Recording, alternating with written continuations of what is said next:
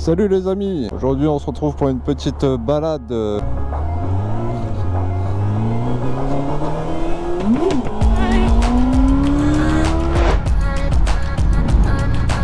Bon, j'espère que ce petit micro que j'ai acheté, j'espère qu'il fera l'affaire, qu'on entendra bien ce que je dis et surtout qu'il n'y aura pas trop de vent. Donc on verra ça lors du montage vidéo. C'est plus agréable la moto quand il commence à faire chaud parce que putain, quand il fait froid c'est pas cool. Moi je roule l'hiver aussi quand il pleut, mais quand il pleut c'est vraiment parce que je dois aller de temps en temps au boulot en moto, si j'ai pas trop le choix. Alors si tu as regardé mes anciennes vidéos, il y a une vidéo où j'ai fait pour le freinage arrière parce que j'étais embêté avec la mienne parce que c'est une moto que j'ai remontée et j'avais pas beaucoup de frein arrière et les plaquettes a glacé trop souvent. Du coup j'ai démonté le mètre cylindre et en fait je me suis aperçu que je m'étais trompé sur le diamètre du mètre cylindre au frein au pied. Du coup j'ai changé ça et je peux vous dire que là j'ai vraiment du freinage au pied et ça fait plaisir. Donc ce que j'ai fait, ça a fonctionné.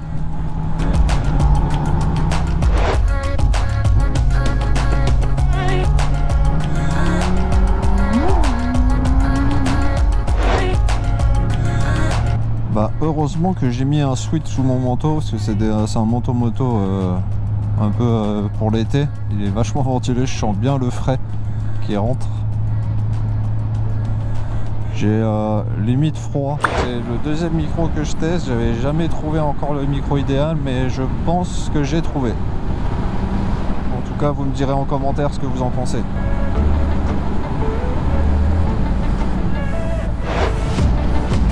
Bonjour amis motards.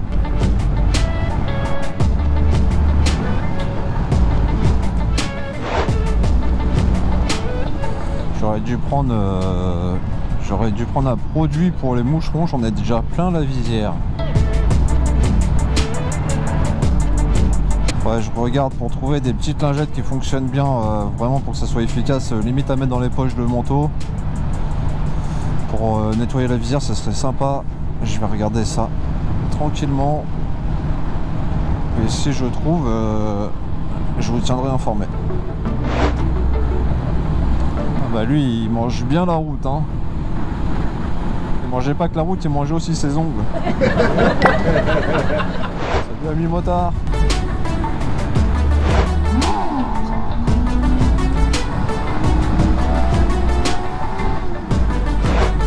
Bon, moi les wheelings sur route, j'en fais pas beaucoup parce que je suis pas spécialement fan de faire ça. Ta gueule! Enfin, j'aime bien en faire quelques-unes quand même.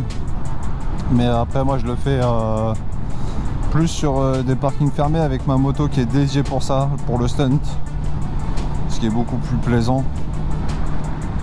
Alors comment m'est venue cette passion de la moto? Alors quand j'avais 16 ans, je voulais absolument une mobilette, j'ai eu ma mobilette. Après je suis passé sur plusieurs scooters, j'ai fait du stunt en scooter, j'ai fait des runs en scooter. Après j'ai passé mon permis de moto que j'ai eu à 22 ans. Ma première moto c'était un 600 Phaser, deuxième version avec les feux type R1 qui était super cool comme bécane. Et je l'ai gardé un an. Après je suis passé sur un 900 CBR Fireblade que j'avais équipé pour le free. Donc je faisais beaucoup de free sur route. Après j'ai arrêté parce que j'avais cassé la boîte de vitesse. Et après il y a eu la naissance de ma fille, donc j'ai totalement arrêté la moto pendant plus de 10 ans. J'ai repris il y a 5 ans maintenant. J'avais racheté une moto, du coup celle-là, un Hornet de 2012 du coup.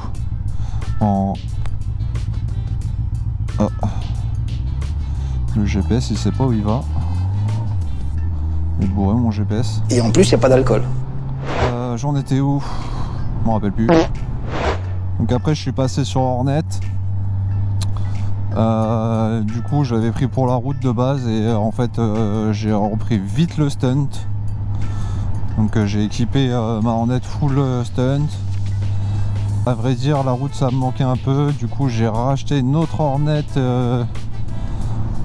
RSV que j'ai remonté en stunt, et en gros celle de stunt je l'ai remontée en route, donc celle là que je roule elle était en mode stunt avant. Je l'ai remis toute d'origine, c'est pour ça que je l'ai remontée un peu moi-même. Et donc voilà la petite histoire de mes motos, de ma passion. Et du coup maintenant je fais les deux, je fais de la route plus du stunt. J'adore la mécanique, j'ai toujours fait de la mécanique moi-même sur mes motos, j'ai toujours entretenu mes motos moi-même, je change mes pneus, je fais tout moi-même. Donc c'est plutôt cool.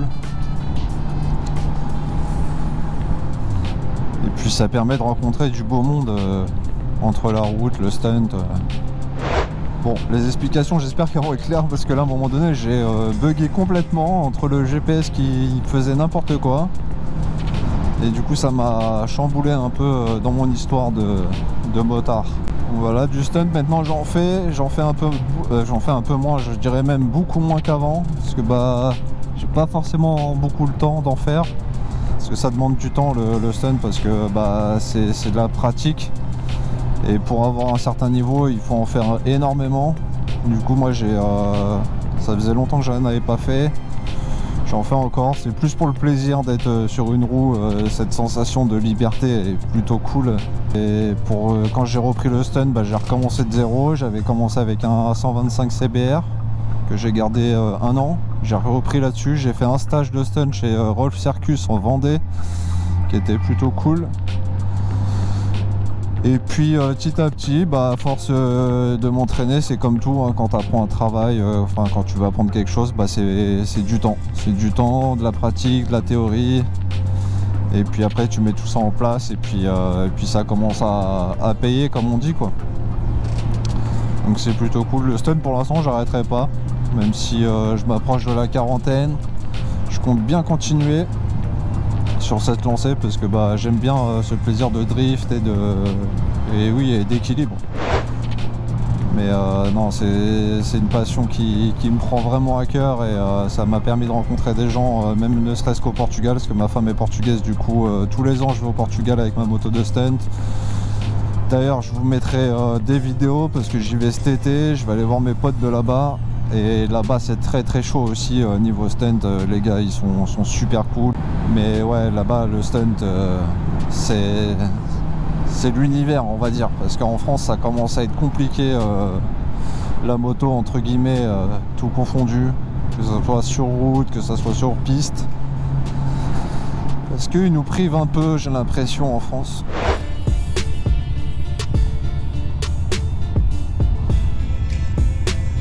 Voilà ce que je voulais vous montrer, cette super bouteille de champagne.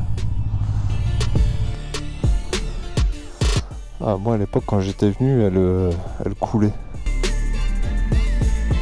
Donc voilà un petit coin cool. Bon, ça peut être sympa après de se balader un peu plus loin à pied. Faut être motivé, c'est tout. Je crois qu'on peut même y aller en moto, parce qu'il n'y a pas spécialement de sens interdit ou autre. Je pense que ça peut se faire. On va aller faire un petit tour là-bas en moto.